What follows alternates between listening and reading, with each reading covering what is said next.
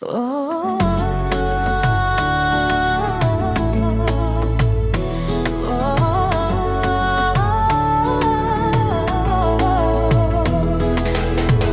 commémoration de Dessalines à bord du train.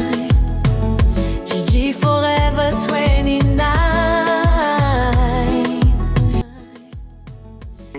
Salut chers amis, le 17 octobre, nous commémorons une date cruciale dans l'histoire d'Haïti, l'assassinat de notre empereur Jean-Jacques Dessalines. Il a été brutalement tué ce jour-là en 1806 à l'âge de 48 ans à Pont-Rouge, Port-au-Prince, Haïti.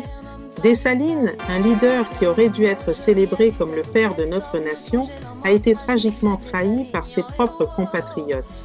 Sa vision et ses sacrifices pour Haïti méritent notre reconnaissance et notre souvenir alors que nous réfléchissons au prix de la liberté et de l'unité. Il n'était pas seulement un chef militaire, c'était un visionnaire qui, après l'indépendance, rêvait d'une justice sociale réelle, d'une liberté économique pour les anciens esclaves et du respect des droits des plus pauvres. Il voulait que l'indépendance ne soit pas seulement politique, mais aussi humaine. Pourquoi raconter cette histoire aujourd'hui? Parce qu'ici, à bord du Gigi Forever 29 Train, nous croyons que connaître notre histoire, c'est refuser qu'elle se répète.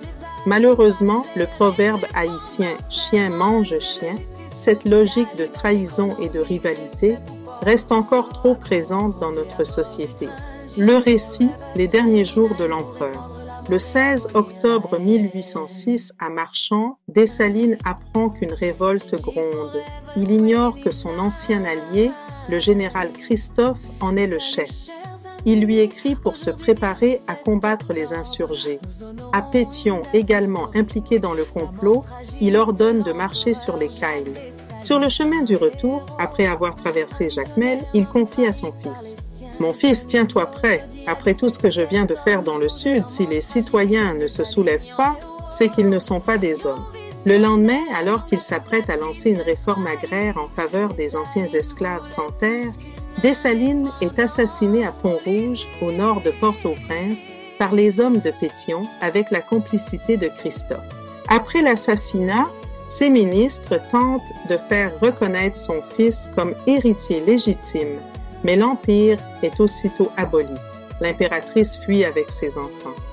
Le général Capois, dernier fidèle, tente de défendre l'Empire, mais tombe dans un piège tendu par Christophe.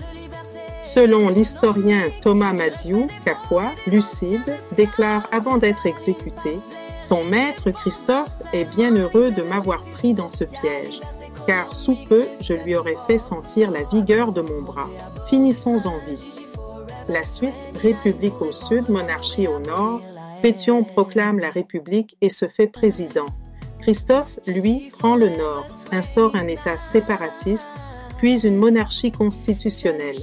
Le 28 mars 1811, il devient roi sous le nom d'Henri Ier, la mémoire de Dessalines.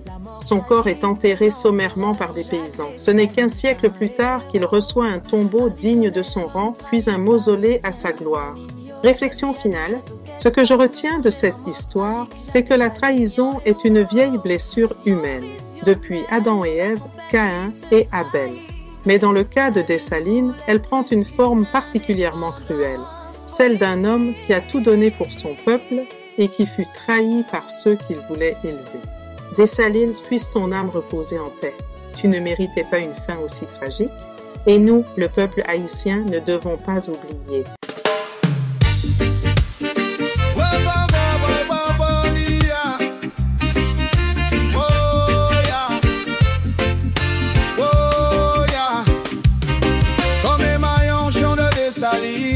À bord du train Gigi Forever 29. Salut chers amis, aujourd'hui 17 octobre, nous honorons une date historique, la mort tragique de l'empereur Jacques Dessalines, un héros, un visionnaire, un homme trahi par les siens.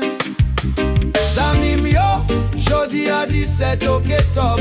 Nous songez l'en mode tragique, y'a que des alignes. Y'on héros, y'on visionnaire, y'on garçon peuple te trahit. Dessalines voulait plus qu'une indépendance politique. Il rêvait de justice sociale, de liberté économique, du respect des pauvres et des anciens esclaves. Dessalines pas de blaire en dépendance, seulement il te voulait justice sociale, liberté économique, respect pour pauvres, yo vacances. Montez à bord du train, Forever 29, pour répandre l'amour et abolir la haine. Forever 29. Montez à bord du train, Forever 29, pour répandre l'amour et abolir la haine.